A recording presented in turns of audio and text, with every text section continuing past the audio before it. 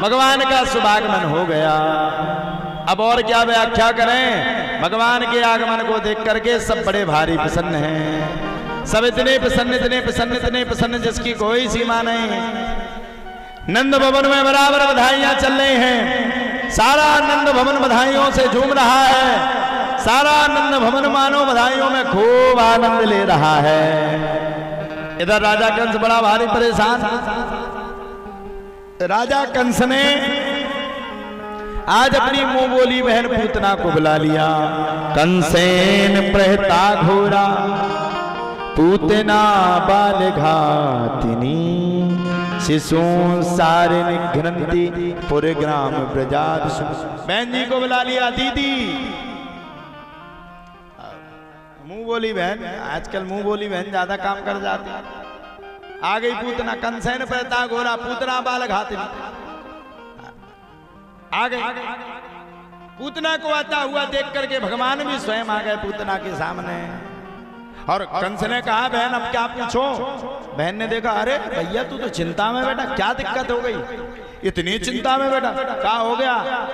कंस बोला बहन जिसके ऊपर काल का पहरा चल रहा हो वो चिंता में नहीं बैठेगा तो खाक छानेगा। बहन ने पूछा कंस तू तो इतना बड़ा बलशाली है, बल में श्रेष्ठ है, बलेंद्रिया है, तेरे आगे बल भी झुक जाता है, पर तू इतनी चिंता में मैंने जिंदगी में पहली बार देखा। विस्तार पूर्वक कह। कंस ने कहा बोले महाराज अब क्या मैं कहूं और आपको क्या बताऊं। बहना कुछ समय पहले पूर्व की बात है, एक आकाशवाणी हुई और आकाशवाणी ने कहा कि देवकी की 8वीं संतान तेरा काल होगी। अब बोले भैया मैं जब से चिंता में हूं, 1 से लेकर के 6 बालकों को मारा, 7वां बालक खराब हो गया। अब उसके जान तो 7वां बालक गर्भस्थ हो गया।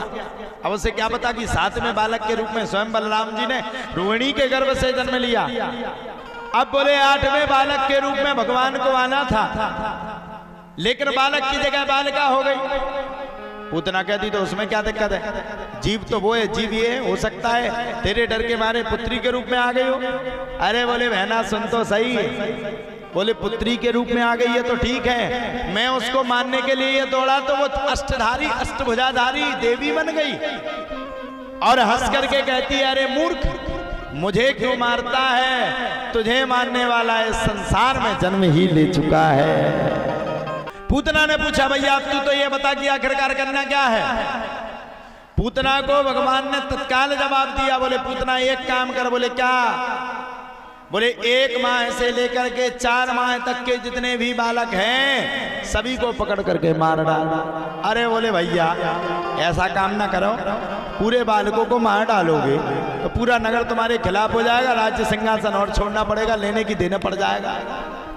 बोले फिर बहन कैसे मरेगा वो विष्णु, वो तो नंद भवन में बैठा है। पूतना बोली चिंता मती करो, हम जाएंगे उसको मार के चले आएंगे। अच्छा आदमी कह ऐसे देता है इतनी आसानी से जैसे डायरेक्ट जाओ घुटकी मस्क के चला है, कछु लगना ही ना हो घुटकी मसकने में। चली गई पूतना आकाश वृत्ति होकर के। अच्छा वहां नंद भवन में तो बधाइयां पे बधाइयां, आनंद पे आनंद, गीत पे गीत, सोहरे पे सोहरे बराबर चल रहे हैं। आज लल्ला ने करवट ली थी, करवट लेने का बलुआ पूरे गांव में लगा था। तो सब स्त्रियां जितनी भी माताएं थी सब माताएं करवट लेने के बलुआ में चली जा रही थी। और माताओं को देख करके भैया सब प्रफुल्लित हो गए। पूतना ने सोचा मेरा भी काम आसान हो गया। पूतना ने एक सुंदर स्त्री का भेष धारण किया। अच्छा पहले के जमाने में क्या होता था तुम लोगों ने देखा अभी उसमें रामायण में, और ने यूं किया, अब भगवान जाने हम तो देखे, और उनका स्वरूप चेंज। ये पहले का ब्यूटी पार्लर बड़ा तेज होता था, सेकंड में मुंह को बदल देता था। और आज तुम ब्यूटी पार्लर में चले जाओ, कितना करिया हो, निकल के गोरई आएगा, चाहे मुल्तानी मिट्टी लगानी पड़े। वही माया है। हमने एक से एक आदमी देखे भैया। अब हम तो ब्यूटी पार्लर जाते नहीं, हमारा तो कोई काम ही नहीं, हमारा तो कोई काम नहीं पड़ता। अब ये मत कहना महाराज जी की आपकी भी तो पत्नी है, हमारी पत्नी नहीं जाती, हम रोके रहते हैं कि नहीं जाना। तो हम तो देखते रहते हैं शादियों में, कभी अपने रिश्तेदारों की शादी में जाते, ओ भैया इतनी करिया करिया आदमी, बिल्कुल सपाट गोरे, इतने प्यारे लगते, ऐसा लगा जैसे ही दुनिया में इनसे सुंदर कोई ना हो। उसको कहते हैं ब्यूटी पार्लर। माता पूतना ने भी ब्यूटी पार्लर का सहारा लिया और करिया से बिल्कुल सुंदर हो गई, और सुंदर होकर के सुंदर स्त्री का रूप धारण करके माता पूतना चल पड़ी और चल करके सीधी नंद भवन में पहुंच गई। भगवान बेचारे लेटे हुए थे, बोले आ गई मौसी, आना था तो महीना के बाद आ जाती, कम से कम मक्खन तो खा लेते हैं, अभी हमारे हाथ भी बड़े बड़े नहीं, छुटके छुटके हाथ हैं। अच्छा सोचो, भगवान छोटे थे तो पूतना को इतनी दौड़ लगानी पड़ी कि 20-30 किलोमीटर तक भागी, और अगर भगवान बड़े होते तो पूतना को कितना भागना पड़ता। लेकिन हमारा मन एक और विचार कहता है कि अगर आज पूतना जिंदा होती तो हम लोगों को दिल्ली मुंबई जाने में आसानी होती। एक टांग में मेदवारा में धरती, दूसरी टांग दिल्ली पे धरती, और ऐसा पकड़ के हाथ से यूं सीधी दिल्ली, 1 मिनट में यूं उठाती हो सीधे दिल्ली। खूब पैसा मिलते पूतना मौसी को, लेके पहले ही चल बसी हो। अब हुआ क्या, पूतना अंदर को पहुंच गई। जैसे पूतना अंदर को पहुंची, पूतना को देख करके भगवान प्रसन्न हो गए। मौसी, अच्छा आजकल मौसी ही खतरनाक होती, मौसी से तो बच के रहो, सबसे डंक मारने वाली होती है तो मौसी। मौसी सी लगी, जहां सी लगी हो वहां कब सब काम सी ही होता है। अब हुआ क्या, पूतना पहुंच गई, भगवान ने देखा मौसी आ गई, बोले हाँ, अरे मौसी अभी मक्खन तो खाया ही नहीं, तो 4-10 दिन जन्म लिए हुए वो तुम आ गई तो कोई बात नहीं मौसी, तुम्हारी खातिरदारी हो जाएगी। पूतना गई सो भगवान ने पूतना को देख करके अपने नेत्रों को बंद कर लिया,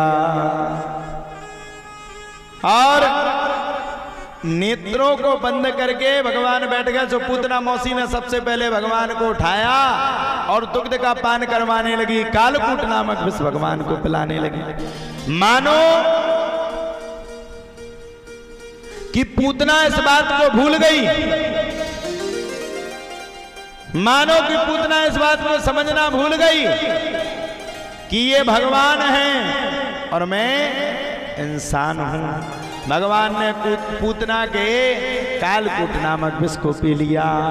अहो बकीयम स्तन कालकूटम जिघाम सयापायद पिशादवि लेभे गतिम धातृचिताम ततोन्यम कंबादयालुम शरणम ब्रजेम।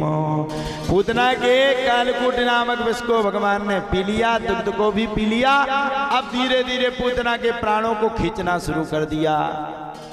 जैसे ही पूतना के प्राणों को खींचना शुरू किया, वैसे ही पूतना भागने लगी। छोड़ रहे नंद के लाला, छोड़, हट जाए यहाँ से, छोड़ दे मुझे, छोड़ दे मुझे, छोड़ दे मुझे। भगवान बोले सुनो मौसी, पहली बात तो हमने तो कोई तुम्हें निमंत्रण नहीं दिया था, इनविटेशन कार्ड नहीं दिया था कि तुम हमारे पास आ जाओ। पहली बात तो मौसी मैं किसी को अपने पास बुलाता नहीं, और दूसरी बात जिसका हाथ पकड़ लेता हूं उसका हाथ कभी जीवन में छोड़ता ही नहीं हो। अब तो मौसी तुम्हें जाना पड़ेगा। मौसी बोले भैया छोड़ दे तो ठीक है, बोले बिल्कुल नहीं छोड़ूंगा। दौड़ मार दी, पूतना भागने लगी, विचलन करने लगी, भयंकर भागने लगी। पूतना आगे आगे, सबरे ब्रजवासी पीछे पीछे, छोड़ दे रही पूतना, छोड़ दे रही पूतना, छोड़ दे रही पूतना, छोड़ दे रही पूतना। भगवान चले जा रहे हैं। माता यशोदा मूर्छित हो गई और भगवान ने एक सांस में पूतना के प्राणों को छटाक खींचा और पूतना पटाक जाकर के पृथ्वी लोक पर गिर पड़ी। बोलो सच्चिदानंद भगवान की जय हो। इधर नंद बाबा ने नंद भवन में बड़ा सुंदर सब कुछ अर्पण कर दिया, और अर्पण करके समर्पण करके नंद बाबा दौड़ करके आए तो पूतना की देहनीय स्थिति को देखा, और स्थिति को देख करके नंद बाबा ने अपने लल्ला के बड़े सुंदर गौ के मूत्र से, गौ के गोबर से स्नान करवाया, ध्यान करवाया और अपने लल्ला को विधिवत रूप से बैठाल दिया।